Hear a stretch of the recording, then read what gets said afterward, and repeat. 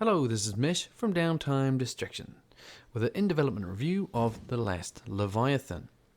Now this is our third video in a series of the in-development review. So with these videos we look at games in early access, games in beta and in alpha states. So with these reviews we still point out positive and negative points of the games, but look more at a future state and potential of the titles, whilst also considering that they aren't in a finished state. So hopefully these will be of value to the gamers to help decide to purchase or not, and also help the developers proceed forward with the games with suggestions and feedback. So with that out the way, what is this game? So Last Leviathan is a physics-based shipbuilding adventure game. So you build your ship in various different modes, and then you put them to sail. But sometimes that doesn't work out so well and you end up having to redo it over and over again. But it's still fun. But ultimately, your aim is to build a mighty vessel to assert your ascendancy in the oceans. So this has just come out to Steam Early Access on the 23rd of June. The price currently is $9.99 US or your local regional equivalent. Developed and published by Superpunk Games. So it's a small indie developer based in Nottingham, England. So gameplay and mechanics, the basic stuff of this game. Shipbuilding, a lot of shipbuilding, and it's very fun. It's very fun to do because it's, that component is fun in a lot of games. And you may think you could just build anything and it'll float. Sure, it may float, but it might also flip over, and also it might go nowhere.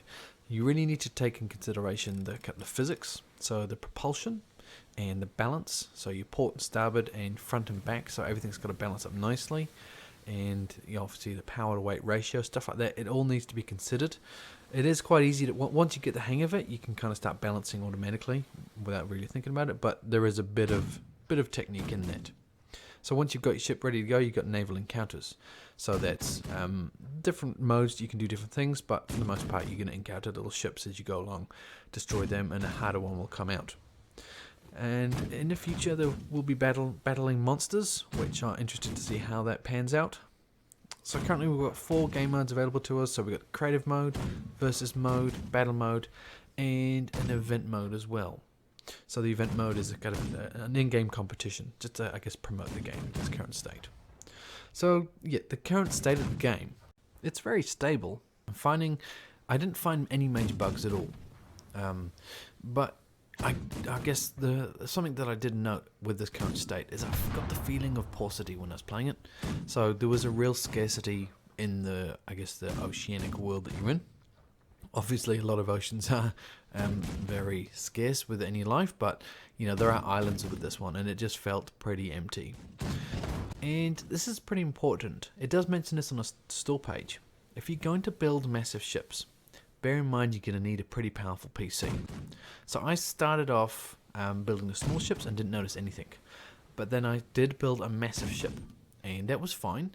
But it was when I went a certain versus mode against another bigger ship that I got from the Steam workshop, and it brought my PC to a grinding halt. The frame rate just dropped to an unusable amount. And to give you an example, I'm running a GTX 770, and it's a very average run-of-the-mill PC. So there's nothing stopping you getting this game with a lower spec PC, but just bear in mind that the biggest ships might start causing you issues. And that, if they don't iron that out, that might be really annoying if they introduce a multiplayer component and you can't play it because the frame rate's such an issue. So just bear that in mind. So current state, we have the creative mode. So that's an open sandbox world. You can cruise around, do anything you want. But there's not a lot to do at the moment. And we have a battle seas mode. So there's 6 classes in there. Currently we have 2 unlocked. The rest will come in the future, one would hope. So we have the Cog class and the Hulk class. So each of these modes as well, you can either make a new ship to start with, or you can load up a previous one that you've saved, or even go to the Steam workshop and download one from there as well. So we also have, on top of creative mode, battle seas mode, we have a versus battle as well. So with that you can choose your ship and choose an enemy ship. So with the enemy ship you can choose ones that you've made or ones you've downloaded from the Steam workshop. So that's pretty cool.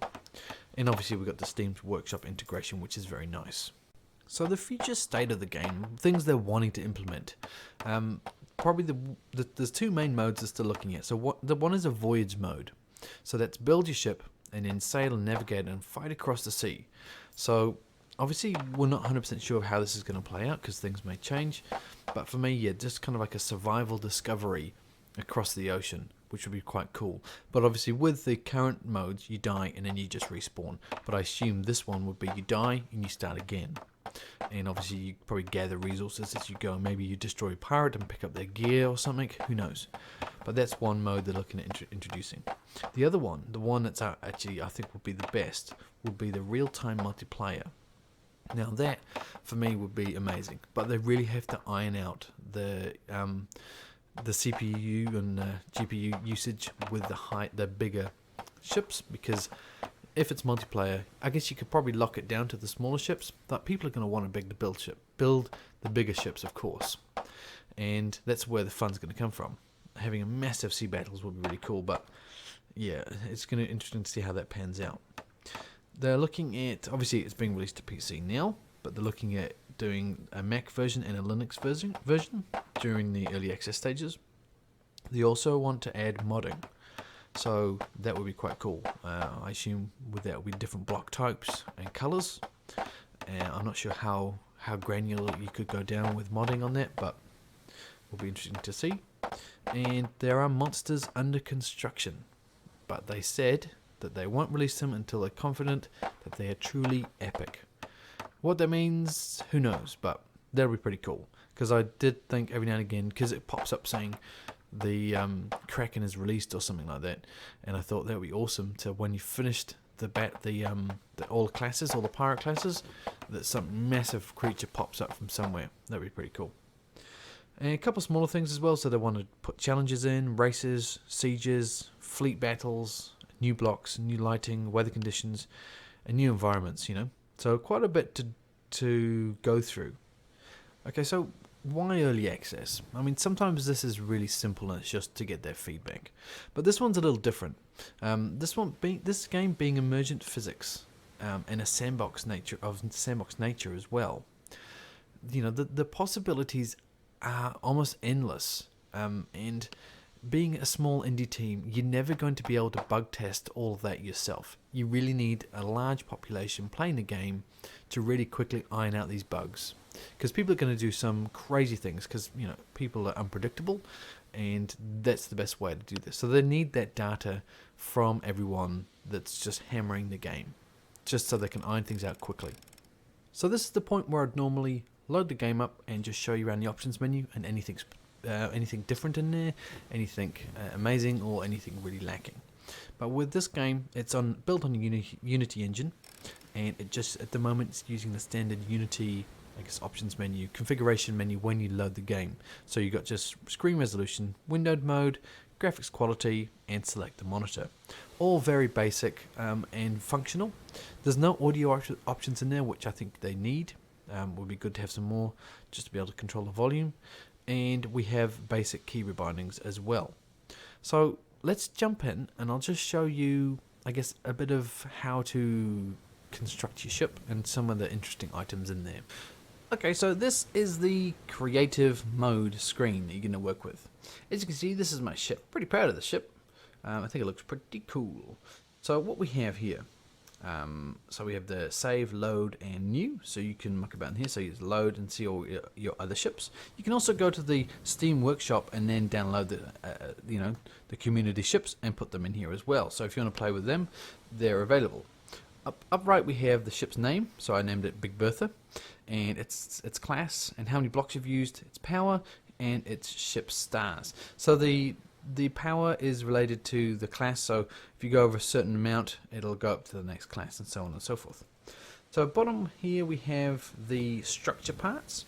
If we scroll along, we can have the keel and the decking and the armor cladding and lights, scopes, decorations, and figureheads.